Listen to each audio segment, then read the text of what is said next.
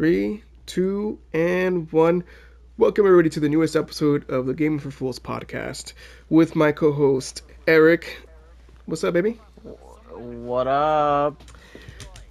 Today we are going to be doing a review discussion of Santa Monica Studios' God of War Ragnarok, which Just came out. Yep. just came out November 9th, and me and Eric have beat it. I have about 45 hours, 50 hours playing it. Eric has about the same, and we have a lot to say about this. We've got four main takes for you It this took a episode. while for us to beat it just because there's a lot of side missions in this game, and I didn't want to do like what some of these people did, which was like fucking just straight to the main mission or whatever. No, No, I was doing the side content. no, none of us, neither of us, mainlined the game. We just went solely to main mission, open area, side mission, and then continue with the game.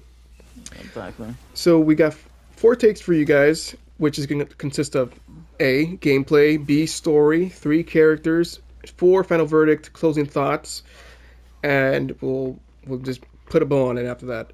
So we're gonna start off with gameplay. That's the biggest draw to this game, to this series. It's always been.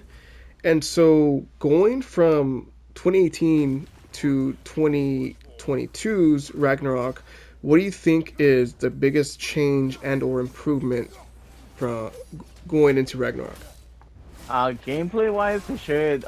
They gave you way more customization. Dude, sometimes I got confused with like how much option there was in the menu to begin with.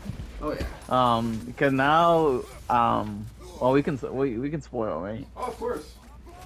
Okay, because now in this game, instead of just having the Leviathan act and then the Blades of Chaos, now you have the spear. You get a spear in this game, and well, Leviathan is ice, Blade of the Chaos is fire, and the spear is supposed to be like wind.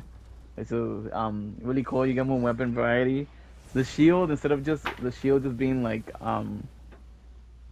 or just like something that you block with, or like this parries, they give you way more options, as you have like now different options to like pick different shields instead of just having like one shield only.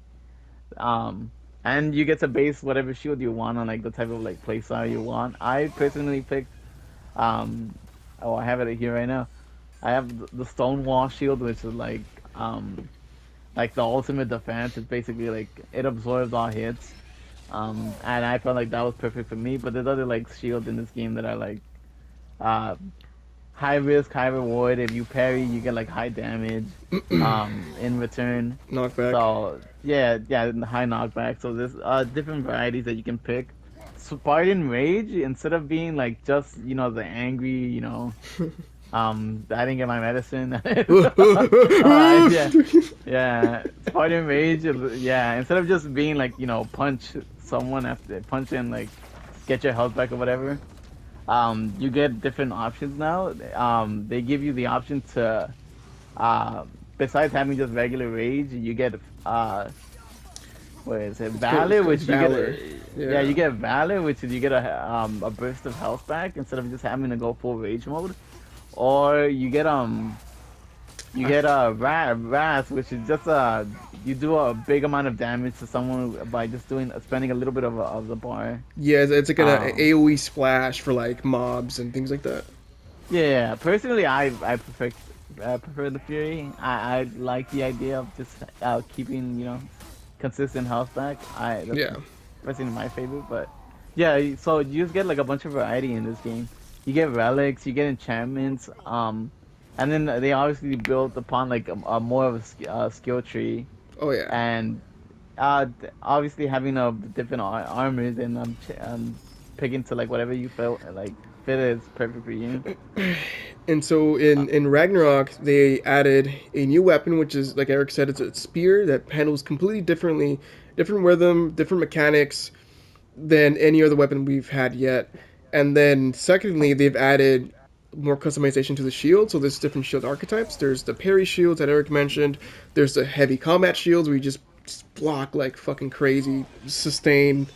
And then there's like the one that I use, which is the star shield, in which you hold down one and you pull the charge, you start to build the charge, and there's two levels to it. And the farther you go up, the higher damage and knockback you do to enemies, and that's really good because you can save it, you can bank it from area to Mm-hmm. area. It'll even show up in cutscenes, this charge. And Yeah, you, I love that. I love that this game has cutscenes where it like just shows what you have instead of it like it's. I just like the idea of your like your armor, your shield, your weapons showing up in the cutscene. I love that. yeah, you feel seen, like you're the character that you've made when it comes to like gear, relics, runes, shields, everything that you carry is gonna represent itself in the cutscene, which like you said, like I love it when games do that because that's how you expect to see your character in a game, Yeah, I feel like and so there's some games where like they just when it's cutscene time, you know you get like the default like whatever, the because you default, know yeah, they default skin. don't yeah because they don't want to put the extra work into like you know have your skin or your weapons or whatever. But I like that this game you're always like it's always showing your armor, your shield, your weapon. It's really cool. Yeah, dude. And so another big change to gameplay we've seen is the movement. The movement has been heavily revamped. There's all these ledges with these triangles on them. You can hit circle and you just grapple immediately. Skip the whole climbing animation and grapple straight to that. Do quick little animation, and it makes movement so smooth. And on top of that, you get Yeah, abilities to do quick attacks or heavy attacks on top of that, so you can just just sweep enemies. You can do heavy attacks, so it's really really great. And on top of that, mm, there's the grapple. You see I, like an item like a overhead that's like a distance away. You can run to it, hit circle, and it just swings. You swing across this whole gap, and it just again, I mean, it just creates a flow of movement. And again, you can end it with a quick attack or like a stomp, and it just adds to like the fluidity of the movement. I like that this game not only did they increase enemy variety, which was like a huge issue with like God of War 2018, Hmm. but I love that this game encourages you to use your different weapons. Just because there's some enemies that are have like ice shield that in order to kill them faster, you have to use the Blades of Chaos. Oh Or yeah, like there's some enemies that like have fire armor and you have to use your Leviathan axe to weaken them down. So it's like it encourages you to like have to keep switching weapons instead of having to keep just use the same exact one. So exactly. it's really cool that you get to play around with that. And that even extends into like the dodging and parrying mechanics, because some enemies will have a large fury of attacks which will have you roll, as some enemies will be a little more able to be parried. And so you have like different scenarios where you have to dodge or you have to parry or you have to just block. And so again, it's just creating more variety, different rhythms, Yeah. and so it just gets you, playing in a different style than, like me holding that L2, charging up those banks and pushing them off ledges won't always work for you. Yeah, I like that it encourages variety. I love that. I think it's really cool. And yeah, in this game there's all kinds of enemies now. There's these lizard enemies now. They brought back the dark elves, the light elves. They brought back those, I forgot what they call them, the soul eaters. Um, Yeah.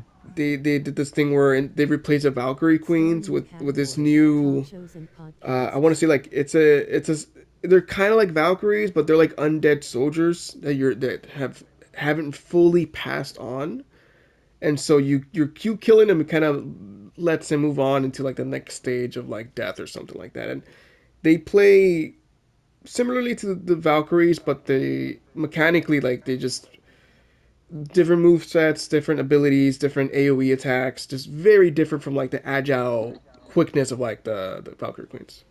Mm-hmm.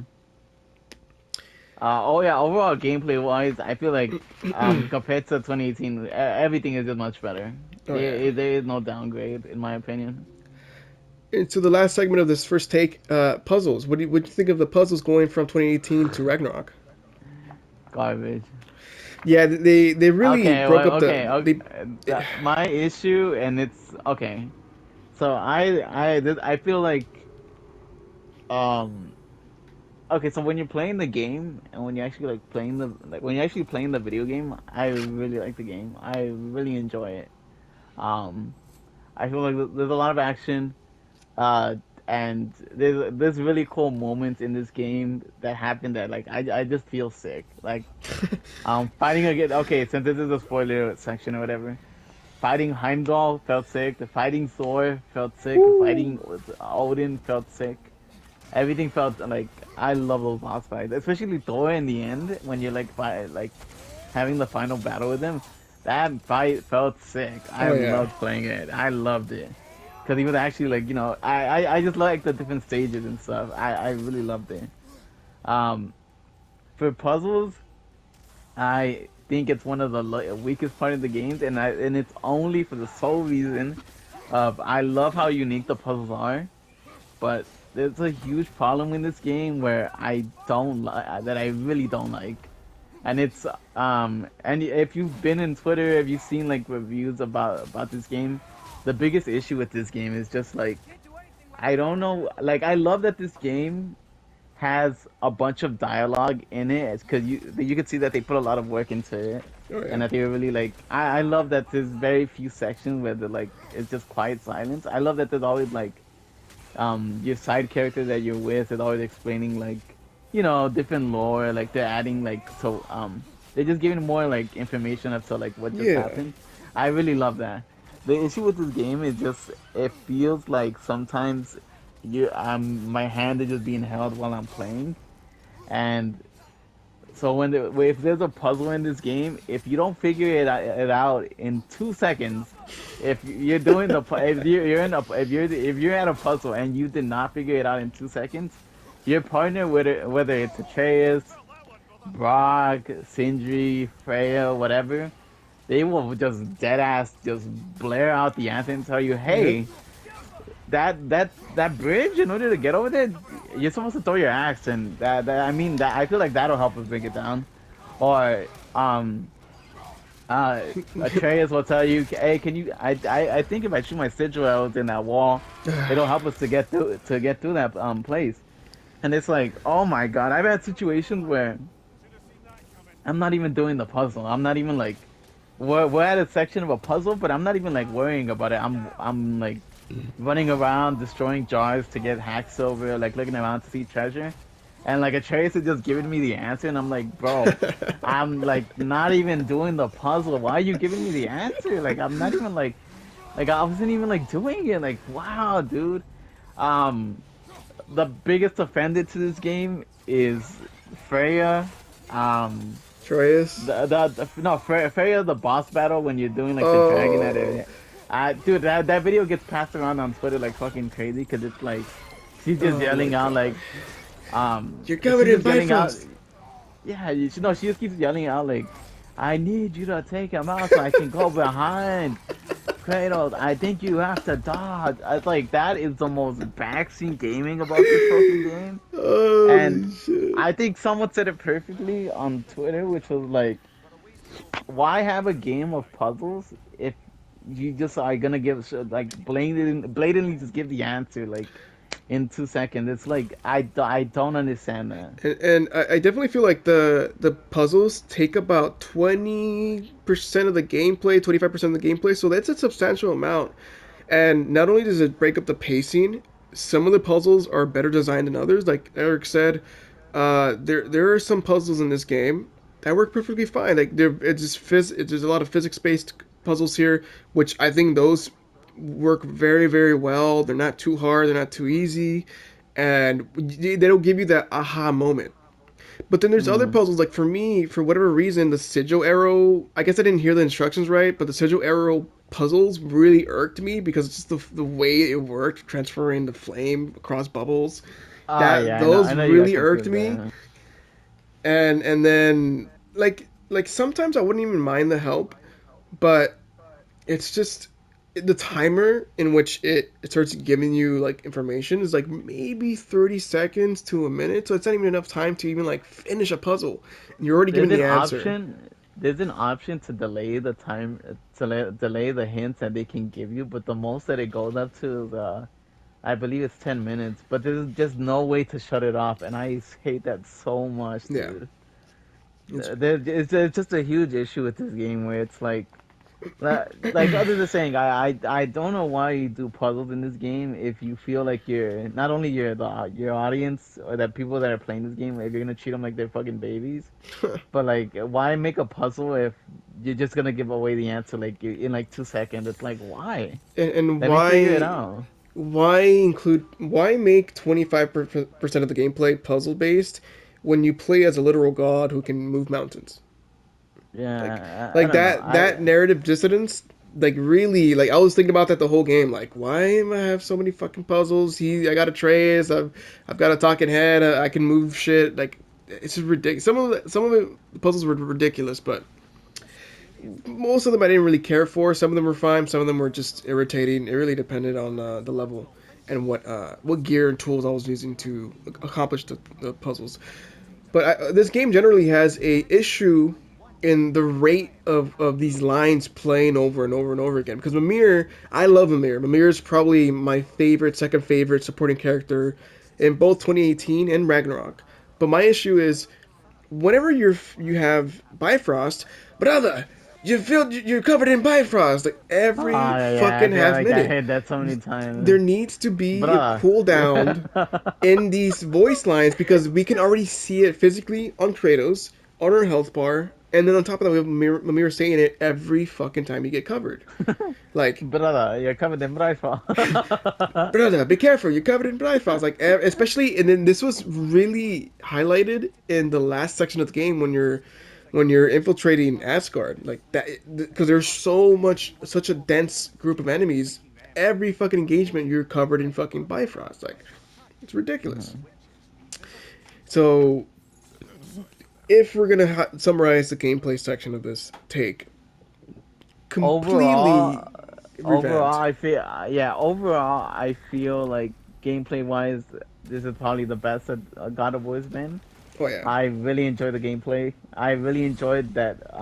Just how much customization you have.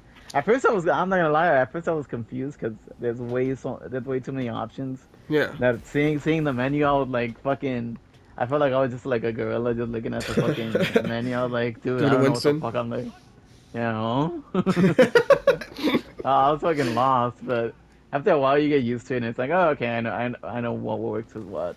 Um, so overall, gameplay wise, I think it's a home run. I just think that the worst part about the game is the puzzles, and it's only because I feel like I I don't like that the devs. I don't know. They just really thought you were like fucking stupid, and Yeah, that I don't know. They made puzzles and just to give the answer. I hated it. Worst part about the game. yeah. If I'm sure this game will get another entry at some point, whether it be Atreus playing the main character or not. Uh, Less puzzles, less help, and yeah, just give us more customization. Give us another weapon because I love the axe, I love the blades, but just give us more again, more variety. Give us a fourth, a fifth weapon, different styles, and keep the variety coming. I feel like we didn't get to use the spear that much. That was Now that I think introduced about like in the it, last leg or so in the game. yeah, that's why you got the spear like in the last part of the game when it was already like wrapping up. So I feel like I didn't even get to use the spear that much. And also a lot of the moves that appeared in 2018 appeared here too. So a lot of the moves, the heavy attacks, light attacks, I have already had in 2018. Mm. So most of it was already kind of moves I've been used to that I've used in the last game. So I think they should be more light attacks, more rune attacks, and that's about it. I would say that in terms of combos and the skill trees, those are pretty fleshed out. There's a lot going on. They've added another element to if you meet a certain criteria when it comes to a skill, let's say like a heavy R2 attack, you can add either more damage, more burn effects, more like a decreased damage while executing this attack. So there's even more customization. So definitely give us more of that because that didn't apply to Yeah. every skill. It applied to that applied to like a main a main attack, but it wasn't every single move. Hmm. Yeah. I agree. So Just give more customization is all, oh and yeah. next time just like give me the option to turn off like certain just to turn off hits in general. I don't want to hear my teammate talk unless I like want them to. But yeah, that'd Freya. be that yeah, Freya in general. Freya. I love Freya, but But man, they really but wrote her into like a corner almost. Like not even like not even in the perspective of like writing. I don't know how to pronounce, I don't know how to say this, but okay, can like we okay the can we speak lines. speak to gameplay? I mean, can we speak about story now? Yeah, let's move on. The second take. We're covering story, so Eric, take it away. Okay, so story overall, this follows up from God of War 2018. And if you played God of War 2018 and you went back home and did the little secret ending of the game that it shows you, you're obviously gonna see Thor. Thor's coming. You killed his son, killed both of his sons. So Whew. now he's gonna come back for for revenge.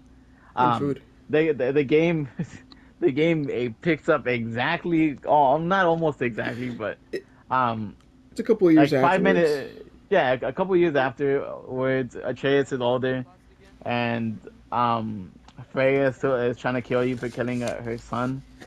But maybe like 5 minutes in, you immediately are thrown into seeing Thor, seeing Odin, and kind of like God of War 2018, you immediately just start fighting a god. Oh yeah. Um, and the boss fights in this game, I love. Oh my god, it was so Mm-hmm. sick. Um, but yeah, the story is pretty much Thor and Odin are trying to are telling you to stop looking for Tyr because Ragnarok's about to happen. And if you know what Ragnarok is, it's pretty much like the end of basically the end, kind of like the end of the world and the end of Asgard, where it's just everything's just gonna be destroyed. Um, Yeah, it's labeled as the end of the world, or in this game, it's even more than that. It's end of the realms. So by the end of the realms, in yeah. this game, I believe it's 9, 10 realms, and it's Hmm. prophesized that when this Fimbulwinter comes, that is going to cue Ragnarok, and Ragnarok later shown to us as a entity, not as a event, and that will end all the 9 realms. Hmm. And so, And at, go ahead.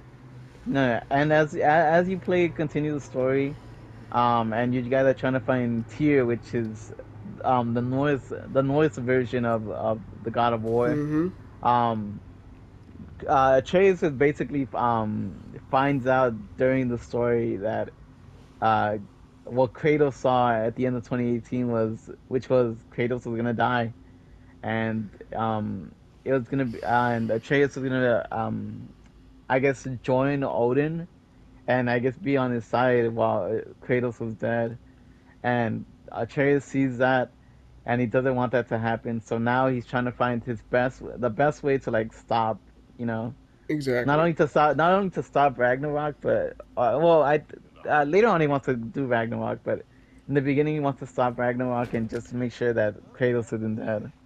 And that's a majority of the story, which is him just trying to stop Kratos from dying, and what else? And just basically trying to figure out himself, who he is, Exactly. And, what's Loki, what's the point, why is he considered the champion? and that's one of the main undercurrent stories going throughout this game. Ragnarok starts with Atreus not really knowing his purpose, who he is, because he comes from a mixed race. Fucking Kratos is from Greek mythology. His mom Faye is from Norse mythology, and so he's a Hmm. weird mix. He's one of a kind, and so he He's does. a half a god, half He's god, he's a half giant. demigod. Exactly. So he doesn't really fit under any label. So he's like, who am I? Who do I belong to? Who are my people? What's my purpose? So he feels a Why little do people lost. call me? Yeah, why do people call me Loki when I'm called Atreus? Like, who is Exactly. Loki? Trying to figure out. Yeah. And so when he finds this prophecy that promises Tyr will basically give him all the answers he needs, his mission becomes I need to find Tyr. He has all the answers to all my questions, and he's going to provide me purpose and meaning and all that. So that's like the first third of the game. It's just finding Tyr, finding leads, and that leads you to Tyr, which you find in this dungeon. Who, after breaking in, he's for a guy who was apparently tortured and beaten for fucking hundreds and hundreds of years. He comes out pretty unscathed. And tell me, Erica, what are your first impressions of Tyr in this like beginning cutscene? Not exactly what I thought. Yeah. The entire game tier is okay. So yeah, if you know about previous God of War and well who the God of War is right now, which is the Kratos, you know he's violent. He just wants to fuck people up. He just wants to like kill, and he just wants to cause destruction. He's got like even majority of the game he's considered Odin calls him a monster, Yeah. and Kratos calls himself I'm just a monster. I just like I destroy things. Uh, um, Tyr, when you see him, the dude is a pacifist. He's Mm-hmm. like, you know Yeah. what? I don't want to fight. I'm done with that. I'm not doing that anymore. I don't want to fight anymore. When you guys are fighting enemies, he'll cower away into like the Yeah. corner and be like, yeah, I'm not gonna do this. So it threw me off because it was like, what the like you're supposed to be the God of War, Yeah. and you're just like you're not. You're just like I don't want to be a part of it. Like I don't want to do this. So it He, definitely threw me off. It's not what I expected, especially from like the one trailer I saw from this game. Not what I expected. he carries himself in the way of like a Buddhist or a monk. Like he just doesn't fight. He doesn't raise his voice. His language is very censored. It's very formal. And going from Kratos to this guy, it's just you couldn't get further apart because, like you said, Kratos is aggressive. He's a man of few words. He gets angry. He can't control himself. He's murderous. And then Sounds this like me in guy's Overwatch. yeah, and so this guy's the complete opposite. And so like you find him and he's got his head down. He's in this like almost like fetal position. And I by the way, I love that scene when Kratos basically says, "Man the fuck up, grab your balls, and let's get the fuck out of here," because he doesn't Yeah, want to leave. exactly. Yeah, he It, said like just leave me here. Odin's gonna find out. Just leave me here. exactly. So when Kratos gives him the prep talk and he gets up, I forgot that he was a giant because he was in such a Yeah. fetal kind of like he was in a passive position. And so when he gets up and the music vamps and the camera pulls back, it's such a fucking like revelation. You're like, it gives you that sense of, oh, this is who you see a glimmer of what he could be.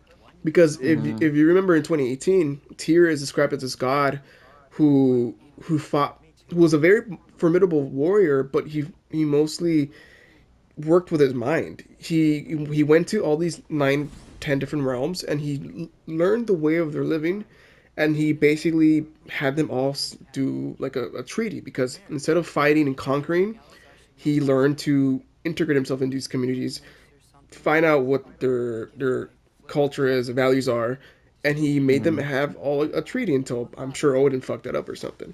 And so Hmm. again, they're very different characters, very much of a pacifist approach now since he's been locked up for apparently hundreds and hundreds of years. And and so Atreus he really put all his eggs in his basket in hoping this guy would have his answers, and really he had none.